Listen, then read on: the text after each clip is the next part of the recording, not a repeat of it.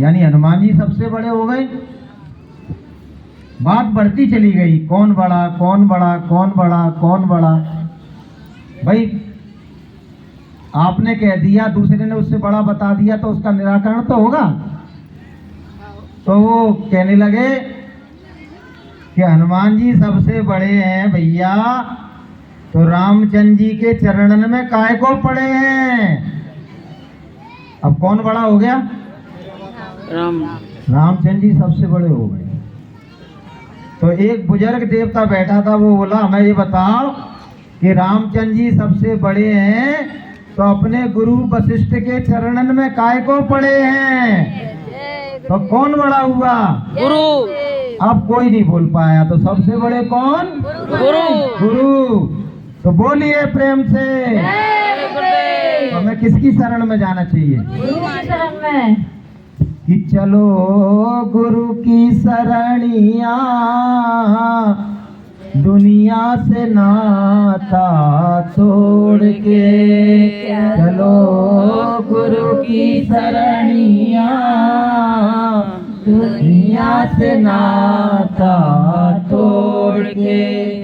चलो गुरु की शरणिया, जगवा से नाता तोड़ के। चलो गुरु की शरणिया, जगवा से नाता तोड़ के। सारे जग से नाता तोड़ के हमको गुरुदेव की शरण में आना चाहिए, क्योंकि गुरु ही भवसागर से हमको पार लगा सकते हैं।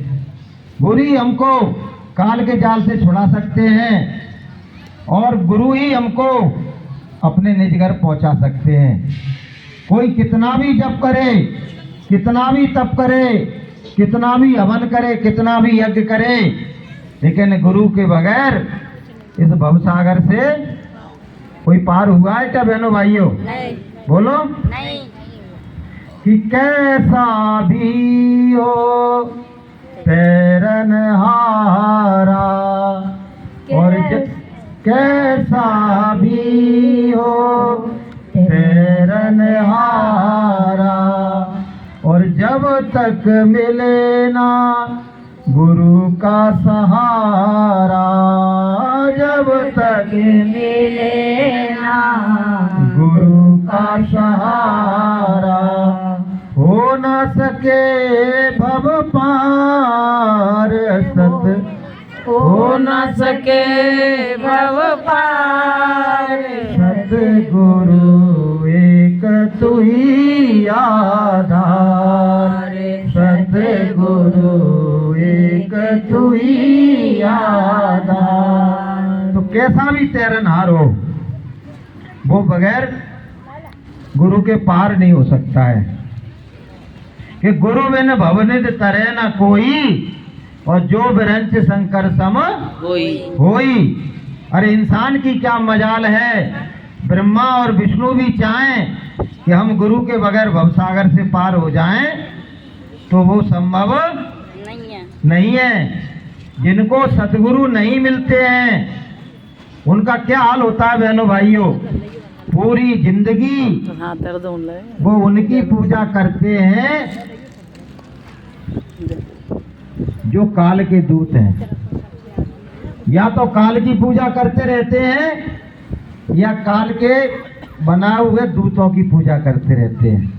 अगर हमको सद्गुरु नहीं मिलते तो हमको ये भी पता नहीं चलता कि हमारा सच्चा पिता कौन है और हमारा सच्चा प्रभु कौन है। ना हम ईश्वर का भेद जानते, ना ब्रह्म का भेद जानते, ना पार ब्रह्म का भेद जानते, और ना सच्चे अपने अनामी प्रभु का भेद जानते।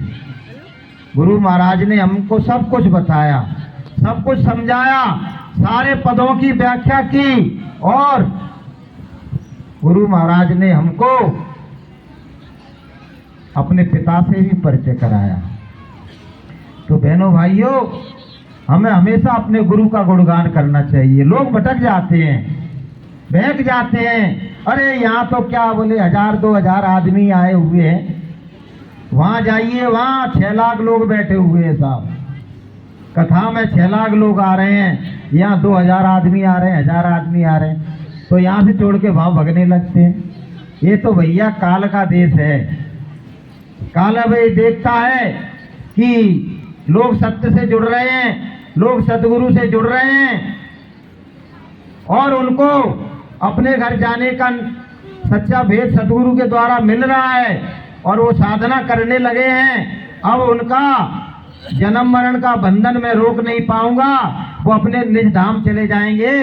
तो वो अपना ऐसा रूप बना के आ जाता है, जैसे बाजार में जो असली सोना होता है ना, वो तो कम चमकता है और जो नकली सोना होता है वो ज्यादा चमकता है। तो लोग नकली की तरफ भागते चले जाते हैं और असली को छोड़ देते हैं। इसलिए बहनों भाइयों, अपने सतगुरु की शरण में पड़े रहो। गुरु ने जो ज्ञान बताया है, मैं अपना अनुभव बता रहा हूँ, सिवाय गुरु के वो ज्ञान आज तक मुझे किसी दूसरे ने नहीं बताया है, कोई दूसरे ने नहीं बताया है। जो सतपुरुष का, जो अलग पुरुष का, जो अगम पुरुष का ज्ञान गुरु महाराज ने बताया है, दुनिया में ऐसा ज्ञान कोई बताने वाला नहीं है। तो बहनों भाइयों, हमारा तो बड़ा सौभाग्य है। ये कहा जाता है, संत मत में लिखा हुआ है कि जिसका जन्म मरण का बंधन छूटने का समय आ जाता है,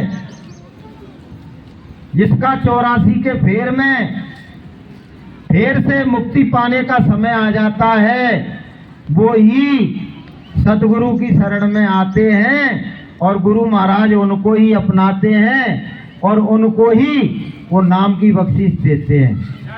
बोलिए प्रेम से।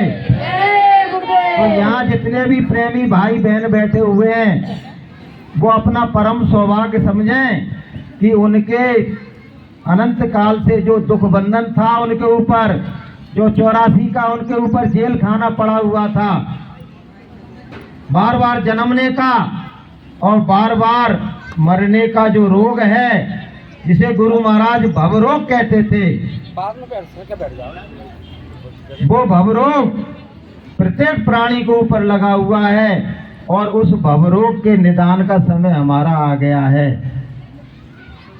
दुनिया के सारे रोग, चाहे वो कैंसर ही क्यों ना हो, चाहे वो हार्ट अटैक क्यों ना हो, चाहे वो एड्स का ही रोग क्यों ना हो, बहनों भाइयों, जैसे ही हमारे शरीर का अंत होता है, जैसे ही शरीर का विसर्जन होता है और जीवात्मा का शरीर से निष्कासन होता है, उसी समय सारे रोग खत्म हो जाते हैं, सारे रोग खत्म हो जाते हैं। लेकिन एक रोग हमारे ऊपर ऐसा लगा हुआ है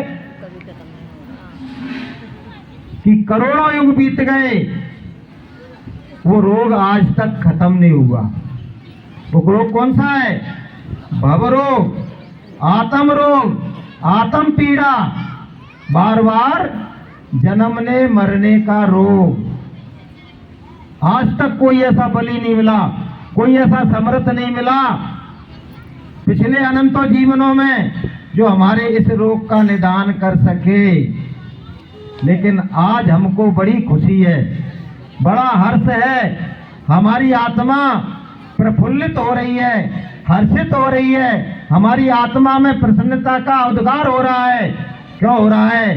कि अब तो ऐसा डॉक्टर मिल गया, इसको क्या कहते हैं अंग्रेजी में, जो आत्मिक रोग का निदान करते हैं, उनको अंग्रेजी में ईसा मसीह ने कहा स्पिरिचुअल प्रीसेप्टर, स्पिरिचुअल प्रीसेप्टर, कि ऐसे सदगुरु हमको मिल गए जिन्होंने स्वयं कहा है कि तुमको घर पहुंचावना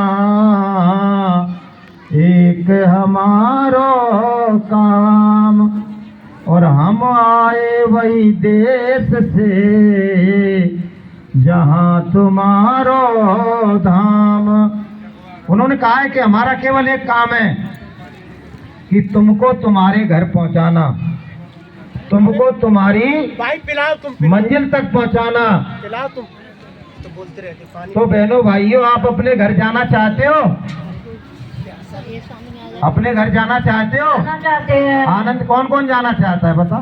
सभी जाना चाहते कि हैं। वैसे ही गुरु पूर्णिमा मनावे आ गए कि अरे वो तो गुरु पूर्णिमा का पर्व है भैया, तो कहूँ ना कहूँ तो मनावे जाना पड़ेगा, तो चलो पड़ोसी के संग ने आश्रम ही घूमे आए। हकीकत में जाना चाहते हो अपने देश? हकीकत में, हैं? हकीकत में हकीकत में जाना चाहते, क्योंकि इस देश में जब तक रहोगे, तो नानक जी ने क्या कहा था कि ये देश तो दुख का देश है, कष्टों का देश है, फसाद का देश है, व्याधियों का देश है, ये जन्मने का और मरने का स्थान है। यहाँ इतनी जल्दी जल्दी जल्दी जल्दी मृत्यु होती है कि संतों ने इसका नाम मृत्यु लोक ही रख दिया। इतनी जल्दी मौत कहीं नहीं होती है। गुरु महाराज कहते थे कि अगर तुमने संचित पुण्य कर्म किए, सत्कर्म किए, तप किया, जप किया, तुमने भगवान का नाम लिया, तो तुम्हारा पुण्य का खजाना जब भर जाता है, तो तुम्हारी जीवात्मा को परमात्मा स्वर्ग में वासा देता है, वैकुंठ में वासा देता है। तो वहां कितनी उम्र है पता है? वहां कितनी उम्र है? 10,000 साल, 20,000 साल, 30,000 साल वहां आपको रहना पड़ेगा। वहां के भोग भोगते रहो, वहां भोग भोगते रहो। लेकिन वहां परेशानी किस बात की है? दुनिया के जो भोग हैं उनसे हजारों गुना ज्यादा वहां वैभव हैं, वहां भोग हैं, वहां विलास हैं, लेकिन वहां संत नहीं है, वहां सतगुरु नहीं है, वहां कहीं तुमको सत्संग सुनने को नहीं मिलेगा, वहां कोई बैठा साधना करता हुआ तुमको नहीं दिखेगा। बस धरती पर जो उन्होंने पुण्य कर्म किए हैं, जो सत्कर्म किए हैं, जो जप और तप किया है, उसके एवज में उनको स्वर्ग का साम्राज्य मिल जाता है 10,000 साल के लिए, 20,000 साल के लिए। तो वहां भोग भोगते हैं, भोग भोगते रहते हैं। और जब पुण्य खत्म हो जाते हैं तो क्या होता है? धक्का मार के वहां से भगा दिया जाता है। पुण्य छीने पुनः मृत्यु लोका। एक बार गुरु महाराज कह रहे हैं कि बच्चों, जो ऊपर से तुमने देखा है कि कभी कभी तुम ऊपर को रात को जब देखते हो तो कोई चमकता हुआ तारा जमीन की ओर आता है, सबने देखा होगा क्योंकि आते ही रहते हैं। तो गुरु महाराज कह रहे कि वैज्ञानिक तो कहते हैं कि वो ऊपर से उल्का पिंड आया और पृथ्वी के गुरुत्वाकर्षण के कारण यहाँ के खत्म हो गया। लेकिन हकीकत में क्या है? हकीकत में जिन आत्माओं का स्वर्ग में, वैकुंठ में, पानी पिलाते रहो, गर्मी पड़ रही है। स्वर्ग में, वैकुंठ में जिन आत्माओं का समय पूरा हो जाता है, उनको वहां से धकेल दिया जाता है कि जाइए तुम्हारा समय खत्म हो गया। तो वहां से वो चमकते हुए तारे के रूप में आते हैं और राजा बन के, महाराजा बन के, नेता बन के, अभिनेता बन के दुनिया में आते हैं। फिर क्या होता है? योगेश्वरी सो राजेश्वरी। पहले स्वर्ग गए और स्वर्ग से कौन आए? यहाँ के बने राजा, बने नेताजी, बन गए बड़े वाले। फिर क्या होगा? राजेश्वरी सो नरकेश्वरी। राज किया तुमने, और राजा जो होता है उससे तमाम तरह की गलतियां हो जाती हैं। तो राजेश्वरी, और अधिकांश राजा भोगी प्रवृत्ति के होते हैं, वो भगवान का भजन नहीं करते। अधिकांश की कह रहा हूं, सबकी नहीं कह रहा हूं। तो राजेश्वरी सो नरकेश्वरी। तो फिर कहां जाना पड़ा? बोलो। नरक फिर कहाँ जाना पड़ा? नरक नरक में। तुम बोल दिया करो क्या उठा के। तो तुम्हारा जप बेकार चला गया, तुम्हारा तप बेकार चला गया। बहुत से लोग दान पुण्य पर बहुत जोर देते हैं, भैया दान करो दान करो दान करो, पुण्य करो पुण्य करो, पुण्य का खजाना बोले इकट्ठा करो। और पुण्य की जड़ पाताल में है और कभी खत्म नहीं होती है, ऐसे खत्म होती है वो। पहले ऊपर जाओगे, जैसे कोई पहलवान कुश्ती लड़ रहा हो तो पहले तो ऊपर उठाए तुमको, उठा के फिर मुंह के बार पटक दे। तो पहले तो स्वर्ग में गए, फिर यहाँ के तुमने राज किया मृत्यु लोक में, और फिर सीधे कहाँ का टिकट कट गया बहनों भाइयों? नरक का। तो नरक कौन जाना चाह रहा है? कोई नहीं, बोलो। कोई जाना चाहता है। तो इसके चक्कर में नहीं फंसना दान पुण्य के में और उसके जप के और तप के में। केवल जो गुरु महाराज ने कहा है, सत्संग में नित आना जाना और विषयों में मन को ना लगाना। बस विषयों से, विकारों से, बुराइयों से, दुर्व्यसनों से आप बचे रहो। और गुरु महाराज ने जो भगवान का भजन करने का तरीका दिया है उसको करते रहो। जय गुरुदेव। क्योंकि आज राजा राम जी भैया बहुत दूर से आए हैं, जयपुर से चल के यहाँ आए, इनके लिए सब प्रेम से बोलो कि विषयों में नाक भूल रहा, अपने बुद्धि बल पर झूल रहा और मिट्टी की काया बिनसेगी, तू जाए फंसे यमधानी में और कर ले निज काज जवानी में और 2 दिन की जिंदगानी में। रामायण में गोस्वामी जी महाराज ने कहा कि ये जो इंद्रियों के भोग हैं, जिनको हम 9 दरवाजों पर बैठ के भोगते रहते हैं, वो मन के लिए तो मुफीद हो सकते हैं, मन को भा सकते हैं, लेकिन आत्मा को विषयों का पान कराना ऐसे है जैसे किसी आदमी को विष पिलाना, किसी आदमी को विष पिलाना। भजन क्या है? किसी आदमी को दूध पिलाना, अमृत पिलाना। और विषय भोग क्या है? किसी आदमी को विष पिलाना।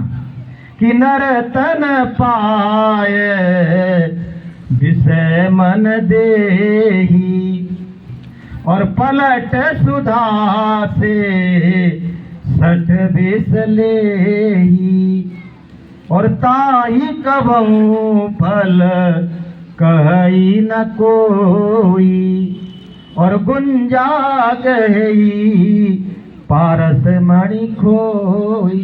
गोस्वामी महाराज ने सावधान किया कि सावधान, ये मानव शरीर तुमको विषय भोग के लिए नहीं मिला है कि ये ही तन कर फल विषय न भाई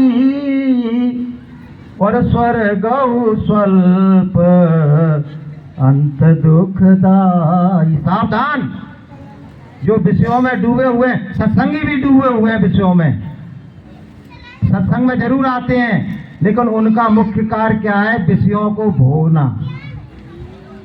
तो संत क्या कह रहे हैं कि ये मानव तन विषयों को भोगने के लिए नहीं मिला है, इसके लिए परमात्मा ने तुमको 83,99,999 योनियां दी। उनमें तुमने खूब छक्के विषय भोग भोगा। ये भोग के लिए मानव तन नहीं मिला है, ये काय के लिए मिला है? योग के लिए। कि यही तन कर फल विषय न भाई और स्वर्ग स्वल्प अंत दुखदाई। अगर इसको तुमने भोगा और स्वर्ग में भोगने वाले, विषय भोग भोगने वाले देवताओं को भी नरक में जाना पड़ता है, तो तुम किस खेत की मूली हो? अगर वो वहां भोग भोग रहे हैं तो अंतर्गत्वा उनको एक दिन नरक में जाना पड़ेगा, और यहाँ तुम भोग भोगोगे तुमको भी नरक में जाना पड़ेगा। तो क्या बनना है हमको? बोलिए प्रेम से। तो हमको भोगों से कहाँ भगना है? कहाँ से मुख मोड़ना है? विषयों से नाता तोड़ो और गुरु से नाता जोड़ो। और गुरु से नाता जोड़ो। भोगी नहीं योगी बनो, भोगी नहीं योगी बनो। और हमारा योग तो इतना सरल है।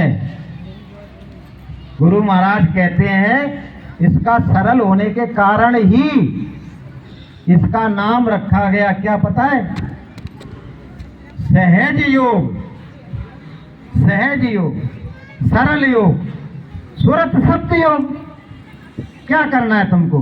कुछ नहीं करना है, अपनी जीवात्मा को शब्द से जोड़ने का काम करना है। बस बैठे बैठे क्या कर रहे हो भैया? कि जीवात्मा से परमात्मा की आवाज को सुनने का काम कर रहे हैं। इतना तो किया जा सकता है। बोलो, हाँ, क्या परेशानी है? कोई किया जा पैसा सकता है, ध्यान लगाने में क्या परेशानी है? कोई परेशानी नहीं है। और भगवान के पवित्र नाम का सुमरन करने में कौन सी आफत आती है? बोलो बहनों भाइयों। कोई आफत नहीं। और फायदा क्या है? सुमरन का फायदा क्या है? कि सुमरन का हल जोतिए और बीजा नाम लगाए और खंड ब्रह्मांड सूखा पड़े तो न निष्फल जाए। चाहे पूरे ब्रह्मांड में सूखा पड़ जाए, अकाल पड़ जाए, लेकिन तुमने जो सुमरन किया है उसका फल कभी निष्फल होने वाला नहीं है। उसका फल तुमको जरूर मिलेगा। और जैसे किसी को बुखार आ रहा है, कोई बीमारी है, डॉक्टर ने दवा दी, तो हमने क्या की? गोली खाई, दवा पी, तो दवा गई अंदर और बीमारी निकली। यही तो होता है कि अभी बुखार आ रहा था, अरे बोले कि बुखार आ रहा है, अरे कुछ नहीं, एक गोली पैरासीटामोल की ले लो, पसीना आएगा और बुखार छू मंतर हो जाएगा। यही तो होता है। तो ऐसे ही इसमें होता है कि जब ही नाम अंतर धस्यो, जैसे ही नाम भीतर गया, भयो पाप को नाश। और जैसे चिन्हगी आग की पड़ी पुरानी घास, जैसे ही भगवान का नाम अंतर में लेना शुरू किया और पाप का नाश होना शुरू हो गया। और जिस नाम की गुरु महाराज बात करते हैं वो परमात्मा की आवाज को नाम कहते हैं। अगर वो परमात्मा की आवाज रूपी नाम तुमने एक रत्ती भी गुरु महाराज की दया लेके अंतर में प्रकट कर लिया, तब क्या होने वाला है? कि गुरु नाम एक रत्ती। एक रत्ती, ये तौल का बहुत छोटा हिस्सा होता है। रत्ती, मासा, तौला, ये सोना वगैरह से तौले जाते हैं। बहुत छोटा सा हिस्सा होता है तौल का, 1 ग्राम से भी कम होता है। कि गुरु नाम एक रति और पाप के कोट पहाड़, करोड़ों पाप के पहाड़ लगे हुए हैं तुम्हारे। क्या होने वाला है कि ऐसी महिमा नाम की और जार करे सब छार। करोड़ों पाप के पहाड़ों को वो जार जला के राख कर देगा। तो भैया सुमरन करना चाहिए कि नहीं करना चाहिए? करना चाहिए। बोलो, करना कि चाहिए। आपस में बातें करना चाहिए। कोई गुरु महाराज की बात बताए तो बातें नहीं करना हैं? चाहिए। आपस में बात करोगे तो जो सुना जा रहा है ना, वो रत्ती भर भी तुम्हारे कान में नहीं घुसेगा। इधर बातें चल रही है इधर। तो बहनों भाइयों, उधर बैठ गई हैं सब जगह के। ये सच्चा मार्ग हमको मिल गया। लेकिन गुरु महाराज ने साथ में कहा, क्या कहा? कि बच्चों जो करेगा उसको मिलेगा। नहीं करोगे, दवा लाए आले में रख दी, खाई नहीं, फिर डॉक्टर है दोष दे रहे हो कि हम तो ठीक ही नहीं भाई, हम तो बहुत बड़े डॉक्टर पे गए थे, फीस भी दी थी हमने तो खाई नहीं तो कैसे ठीक होगी? नहीं होंगे। तो इसी तरह से कि ये करनी का मार्ग है, करनी का मार्ग है। गुरु महाराज ने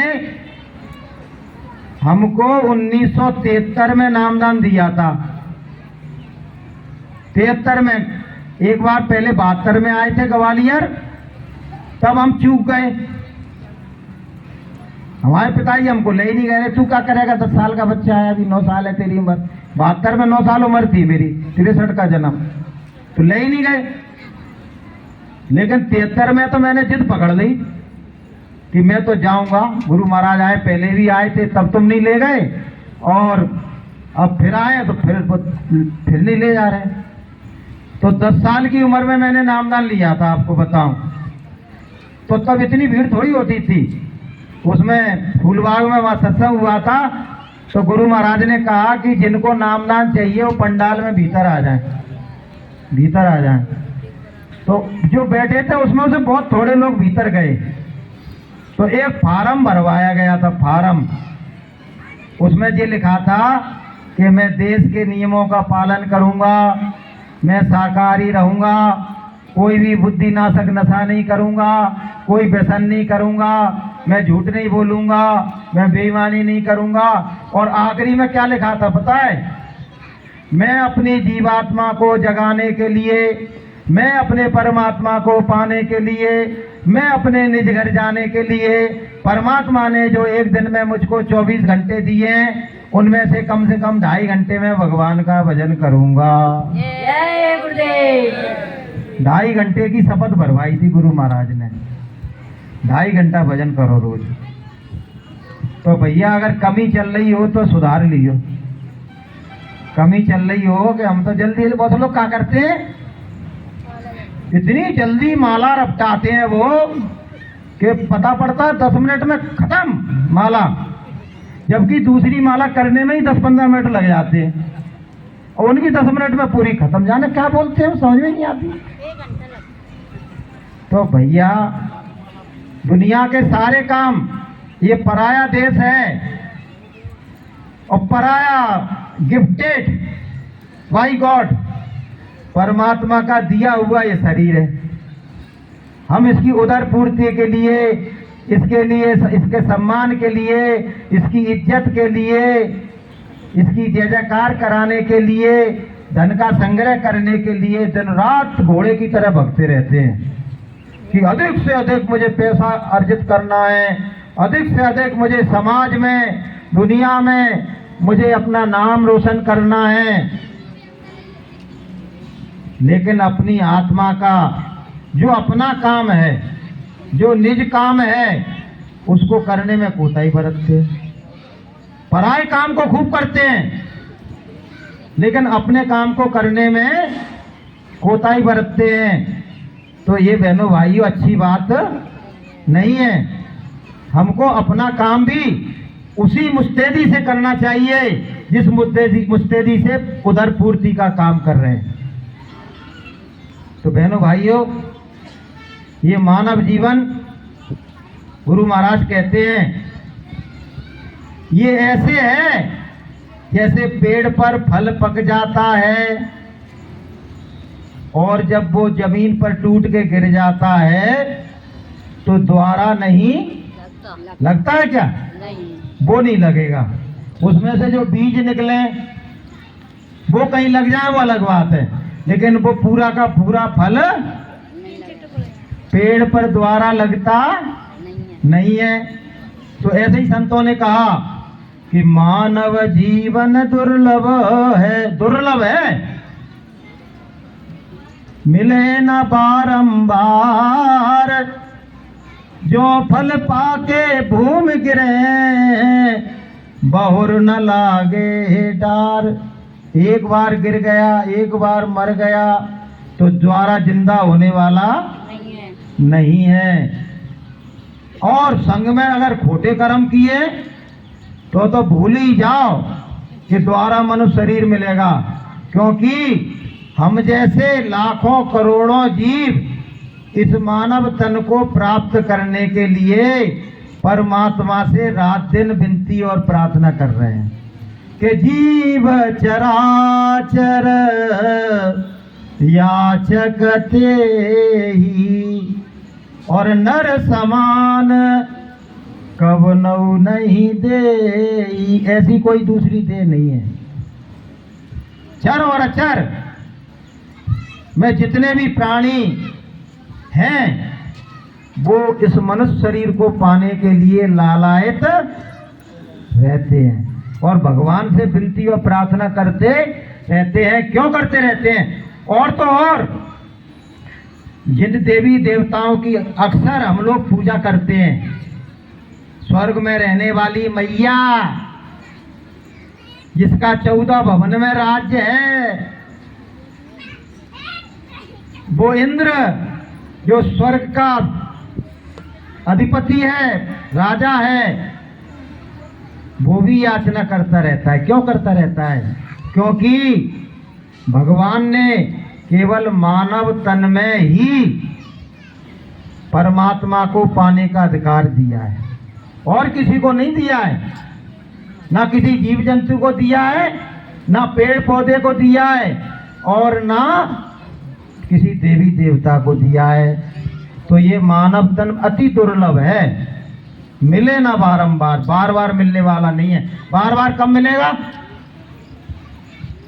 भगवान कृष्ण ने गीता में कहा है कि जो अनन्य भाव से मुझको भजता है और योगारूढ़ होता है और उसकी योग यात्रा अभी पूरी नहीं हुई है,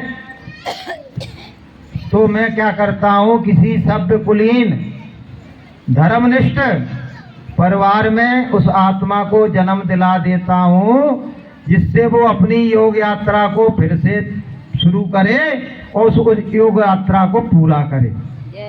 यही हमारे गुरु महाराज कहते हैं कि बच्चों, आपने ठीक से भजन नहीं किया, साधना नहीं की, सेवा नहीं की, भक्ति नहीं की, तो मुझे भी इसी तरह से तुमको किसी सत्संगी परिवार में जन्म दिला के द्वारा से भजन कराना ही पड़ेगा। बोलिए प्रेम से।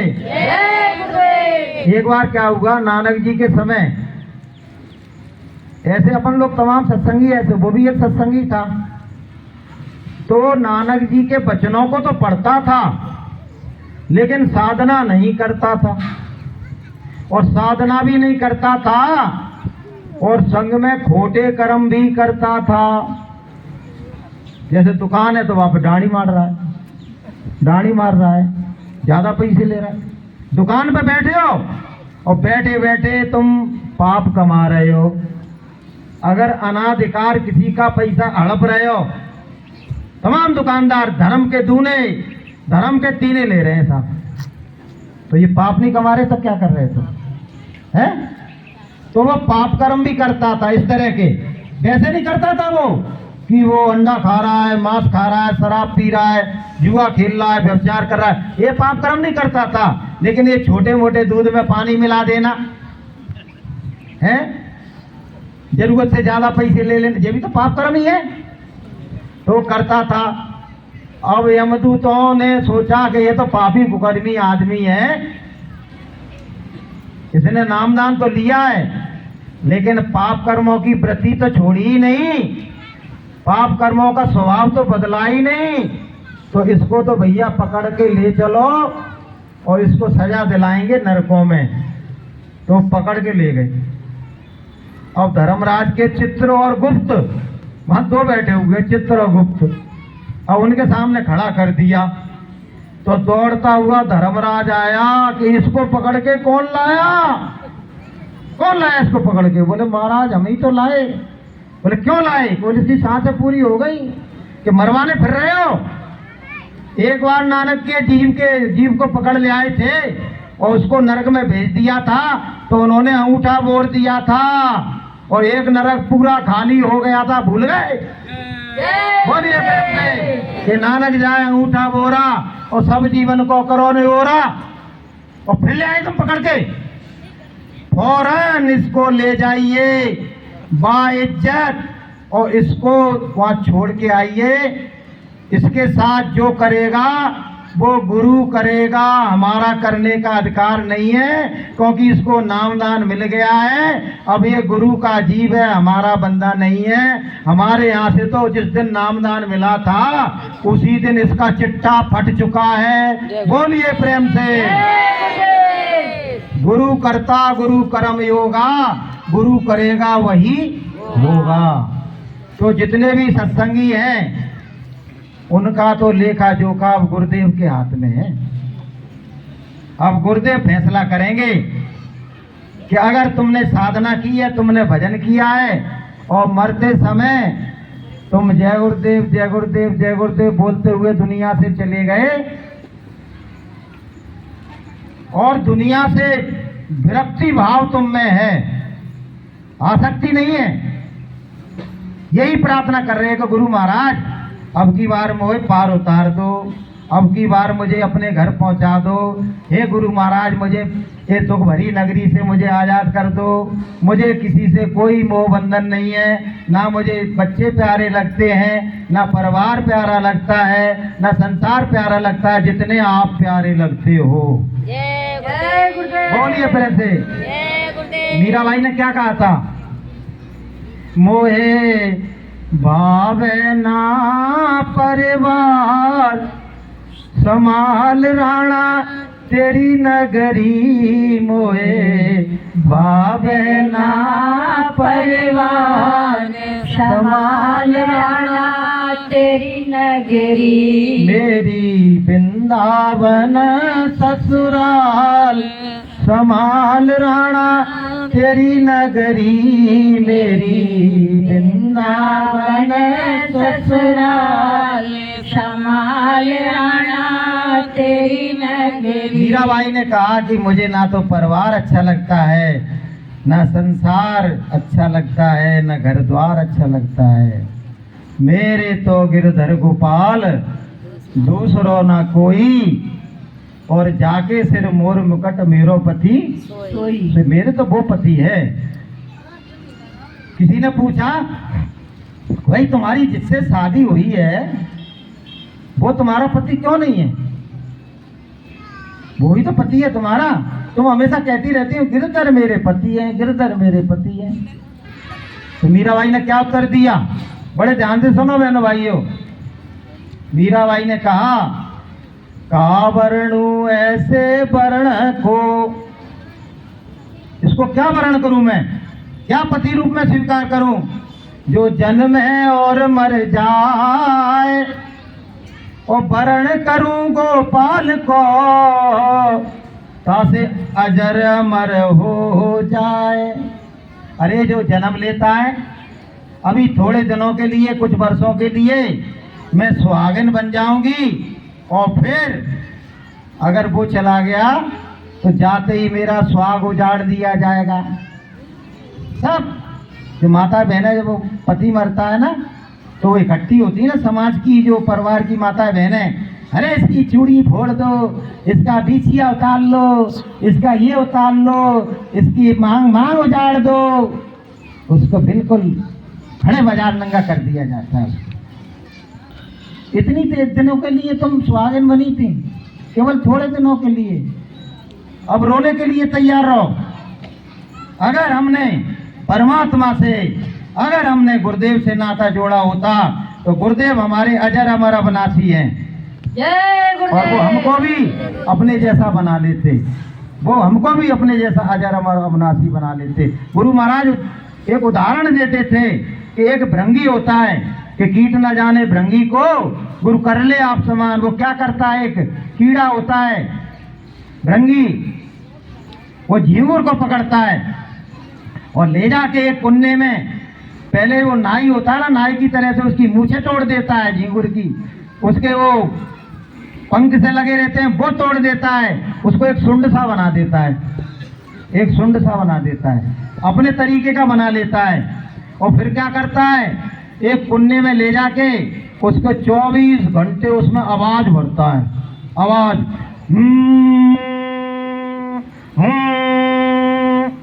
वो आवाज 24 घंटे उसमें भरता है। तो क्या होता है बहनों भाइयों, ये ईश्वर की कला है कि वो 24 घंटे में जो झींगुर भृंगी बन जाता है।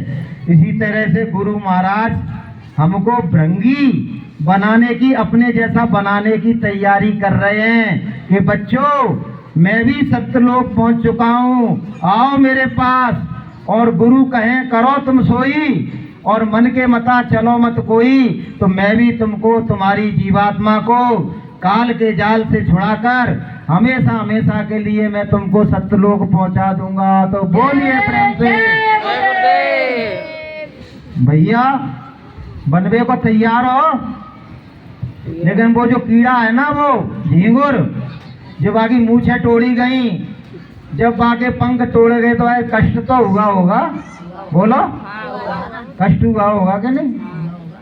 और आवाज सुनाई तो भी भाई परेशानी भई होगी। तो वही आवाज तो हमारे अंतर में हो रही है, घू घू की, जो अपन आवाज सुनते हैं ना, तो वो आवाज अंतर में ही तो हो रही है, उसको सुनना है। तो हम भी वह झींगुर से भृंगी बन जाएंगे, हमारी जीवात्मा भी एक दिन परमात्मा में मिल जाएगी और हम हमेशा हमेशा के लिए अजर और अमर और अविनाशी हो जाएंगे। तो बोलिए प्रेम से। देखो भैया, ये तो गुरु महाराज का बटन लग जाता है जब कोई यहाँ के बैठता है, और 3 बार जय गुरुदेव बोली तो वो डांट खान वालों नहीं है, पूरे दिन बैठा रहेगा। लेकिन हमें समय की मर्यादा का ध्यान रखना है। हमारे मिश्रा जी बैठे हुए हैं आपको आशीर्वचन सुनाने के लिए, और इनको भी थोड़ा सा बोलना है, श्रीमती जी को। तो हम अपनी वाणी को विराम देते हैं। और आपको बता दें, हम कहूँ काशी से पढ़ के तो आए नहीं, तुम्हारे बीच के ही हैं। गुरु महाराज के वचन जो थोड़े बहुत हम जानते हैं वो आपको सुना दिए। तो तुम्हें कहूँ को बुरा लगा हो तो भैया पहले जाके ठंडा पानी पी लेना, और फिर हमें अपना भाई समझ के, बच्चा समझ के हमको माफ कर देना। तो बोलिए प्रेम से। अब मैं अरुणाथ सिंह